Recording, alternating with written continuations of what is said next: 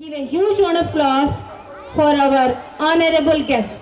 ఓం నమ శ్రీ యతిరాజాయ వివేకానందసూరయే సచిత్సుఖస్వరూపాయ స్వామినే తాపహారిణి స్వామినే తాపహారిణి. యూనివర్సల్ స్కూల్ దంపతులు అనొచ్చు. మిత్రుడు పవన్ దంపతులకు, వెంకటయ్య గారికి, లక్ష్మణ్ సార్కు, వంశీమోహన్కు, వేదిక మీద ఉన్న అందరినీ స్మరిస్తూ ముందున్న పెద్దలందరినీ కూడా మీ అందరికీ కూడా ఒక మంచి స్కూల్ ఆప్షన్ అనే విషయంలో ఇక్కడికి వచ్చినందుకు పేరెంట్స్ అండ్ వెల్ విషర్స్ అందరికీ కూడా అభినందనలు తెలియజేస్తూ పిల్లలందరికీ కూడా శుభాకాంక్షలు తెలియజేస్తున్నాను. చాలా ముగ్గురు మాట్లాడారు, చాలా విషయాలు చెప్పారు. మీ అందరూ కూడా ఎదురు చూస్తున్నారు పిల్లల కార్యక్రమాలు చూడాలని, ఇంకెంతసేపు మీరు మాట్లాడతారని అనుకుంటుండొచ్చు. ఇట్లాంటి ప్రోగ్రామ్స్ చాలాసార్లు అదే వాతావరణం ఉంటుంది, పిల్లల ప్రోగ్రామ్ చూడాలని. అయితే ఆ ప్రోగ్రామ్స్ కూడా కలర్ఫుల్గా ఉండాలంటే ఇలాంటి తెర వెనుక కష్టపడే వ్యక్తులు తెర ముందుకు అప్పుడప్పుడు కనిపిస్తుంటారనమాట. అందులో ముందుంటారని చెప్పవచ్చు. సో ఈరోజు ఈ గ్రౌండ్ నుండి ఇంత పెద్ద ఆడియన్స్ ఉన్నారంటే కొన్ని సంవత్సరాల క్రితం ఎంతో శ్రమ ఉంటుంది. ఆ శ్రమ ప్రత్యక్షంగా ఆయనకు తెలుసు, పరోక్షంగా ఆయన చుట్టూ ఉన్న వ్యక్తులందరికీ కూడా తెలుసు. నేను గత కొన్ని సంవత్సరాల నుంచి కూడా కలిసి రామకృష్ణ మఠం ఏర్పాటు చేసి పనిచేస్తున్నాం. మధ్యలో కొత్త గ్యాప్ వచ్చింది, మళ్ళీ కలుస్తున్నాం.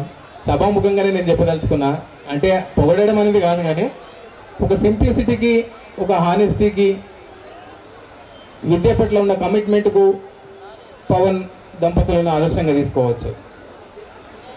ఈ టౌన్లో చాలా స్కూల్స్ ఉన్నాయి, వీరందరూ చెప్పారు. ఈ జిల్లాలో ఉన్నాయి. నేను కూడా 20 ఏళ్ళ నుంచి జిల్లాలో అనేక పాఠశాలను చూశాను, ప్రభుత్వం, ప్రైవేట్ అన్ని కూడా.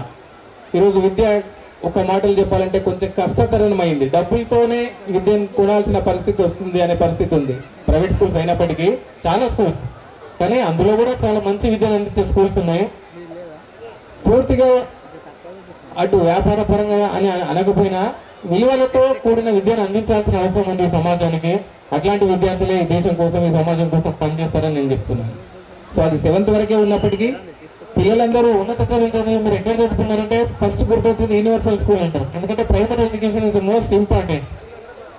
సో అదే మధుర స్మృతులు బాగుంటాయి. కాబట్టి ఆ ప్రైమరీ ఫౌండేషన్ బాగుంటే, ఒక ఇంటికి పునాది ఏ విధంగా బాగుంటే భవనం బాగుంటుందో, అదేవిధంగా ఈ కనిపించని పునాది ఆ భవనాన్ని అందాన్ని చూపిస్తుంది.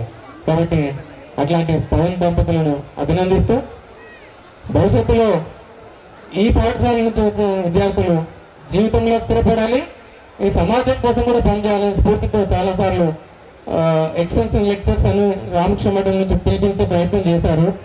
నేను అప్పుడప్పుడు వచ్చేది. ఈరోజు కూడా ఈ ఫంక్షన్కు స్వామికి రావాల్సింది. రామకృష్ణ మఠం హైదరాబాద్ నుంచి స్వామి బోధమైనందని Vivekananda institute of human excellence director వారు ఈ రాష్ట్రంలో ఉన్న అనేక ఇంజనీరింగ్ కాలేజెస్కు, మెడికల్ కాలేజెస్కు మెంటర్గా వెళ్తుంటారు వారు. ఈరోజు ఇక్కడికి రావాల్సి ఉండింది.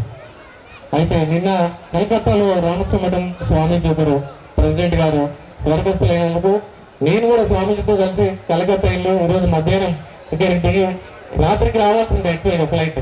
సో మేము దాన్ని పోస్ట్పోన్ చేసి క్యాన్సిల్ చేసి అడ్వాన్స్గా మధ్యాహ్నం బుక్ చేసుకుని సాయంత్రం ఇక్కడికి వచ్చాం. ఎందుకు అంటే స్కూల్ ప్రోగ్రామ్కి వెళ్ళాలి, ఈ పవన్ యొక్క అనుబంధాన్ని, పాఠశాలను మనమందరం కూడా తెలుసుకోవాలని ఉద్దేశంతో.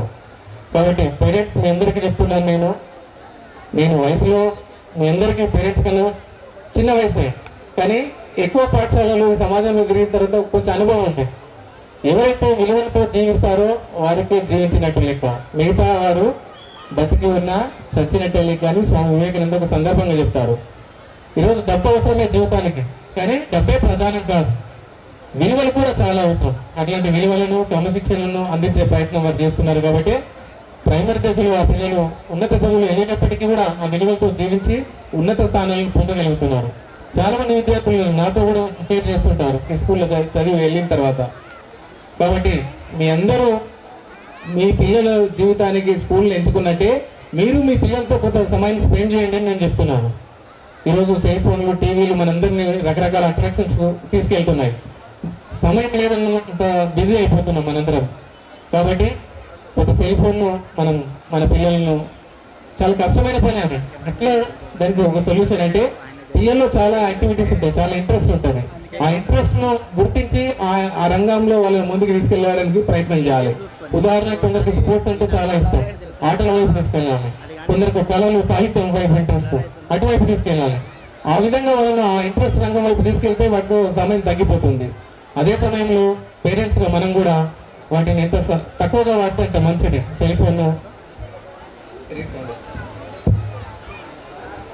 సెల్ ఫోన్ టీవీస్ కూడా మనం చాలా స్క్రీనింగ్ టైం అంటారు, దాన్ని తక్కువ చేస్తే చాలా బాగుంటుంది. కాబట్టి పిల్లలను మనం చదవమని చెప్తూ మనం టీవీ చూస్తే, మనం సెల్ ఫోన్ చూస్తే అది కష్టమైన పని. మనం కూడా కొన్ని త్యాగాలు చేయాలి పిల్లల భవిష్యత్తు కోసం. కాబట్టి ప్రధానంగా ఈరోజు అన్ని స్కూళ్ళకి వెళ్తే సార్ ఏదైనా ట్రిక్ ఉంటే చెప్పండి అని చెప్తారు. వాటికి ఏ ట్రిక్ లేదు సెల్ ఫోన్ తక్కువ చేయడానికి. కానీ ఇష్టమైన వ్యాపకంలో పిల్లలను ఇన్వాల్వ్ చేస్తూ మనం కూడా వాళ్ళతో గడపడం వల్ల ముందుకు వెళ్తాం. కాబట్టి మీ పిల్లలు ఒక ఉజ్వలమైన భవిష్యత్తు కావాలంటే, క్రమశిక్షణమైన జీవితాంతో ముందుకు వెళ్ళాలంటే సంస్కారాన్ని ఇవ్వాలి. ఆ సంస్కారం ఇవ్వకపోతే భవిష్యత్తులో మనందరం కూడా పేరెంట్గా బాధపడతాం. చాలా డబ్బు సంపాదించినప్పటికీ ఎలా జీవించాలో తెలియకపోతే అదంతా వృధా అవుతుంది. కాబట్టి క్రమశిక్షణతో ఉంటే ఆనందంగా ఉంటాం, కుటుంబ విలువలతో కూడా ఉంటాయి. కాబట్టి మంచి పుస్తకాలను చదివించండి ఈ సెల్ ఫోన్కు బదులుగా. ఓ మంచి పుస్తకం ఏం చెప్తుందంటే, తల వంచుకు నన్ను చూడు, తల ఎత్తుకు తిరిగేటట్టు నేను చేస్తా అని చెప్తుంది. కాబట్టి అట్లాంటి మంచి పుస్తకాలను మీరు ఫ్రెండ్షిప్ చేస్తే, తల వంచుకొని ఈరోజు అందరం సెల్ ఫోన్లు చూస్తున్నాం గంటలు గంటలు, రాత్రి 10, 11, 12 అవుతాయి కూడా. కాబట్టి వాటికి బదులుగా మంచి పుస్తకాలను చదవండి. ఈరోజు ఆన్లైన్ క్లాసెస్ కూడా చాలా స్కూల్స్ చెప్తున్నారు, వినాల్సి వస్తుంది కొన్ని సందర్భాలలో. కానీ మంచి విషయాలను తెలుసుకోవడం కోసమే సెల్ ఫోన్ ఉపయోగించాలి. మిగతా ఆటలకు పాటలకు ప్రత్యక్షంగా మనం ఆడుకోవాలి. గత నెలలోనే పేపర్లు వచ్చింది, కేరళలో ఒక రోబో టీచర్ కూడా ఇంట్రడ్యూస్ చేశారని.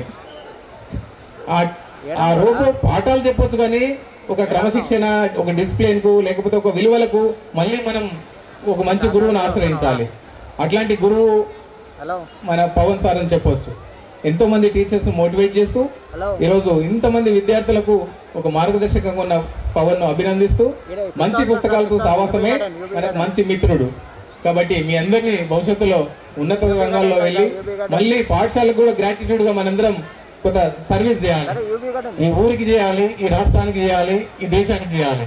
ఈ పాఠశాల విద్యార్థులు ఉన్నత స్థానాల్లో వెళ్ళి ఆ రంగంలో రాణిస్తూ ఈ ఊరి కోసం, ఈ పాఠశాల కోసం కూడా తమతో పాత్రను అందిస్తూ సామాజికంగా కూడా ముందుండాలని, సామాజికంగా ముందుంటే ఆధ్యాత్మికంగా ఉండాలి, ఆధ్యాత్మికంగా ఉండాలంటే మానసికంగా, శారీరకంగా సరిగ్గా ఉండాలి. వీటన్నిటికి కూడా మనందరం కూడా రోజు ఒక 10 నిమిషాలు మెడిటేషన్ చేయాలి. నేను ఇంకెక్కడో చెప్పట్లేదు, నేను వాస్తవంగా స్టేజ్ మీద నుంచో చెప్తున్నా. అంటే ఇది మెడిటేషన్ అంటే కొందరికి అయినట్టు కాదు, హిందువులకి కాదు. As a Muslim being a good Muslim, as a Christian being a good Christian, మనందరం భారతీయులం.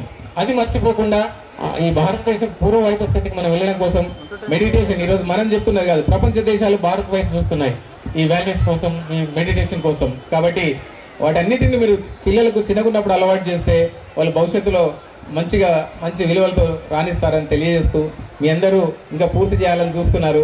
నేను అరగంట గంట సేపు అని కూడా మాట్లాడుతున్న సందర్భం, కానీ ఇక్కడ అంత సందర్భం కాదు.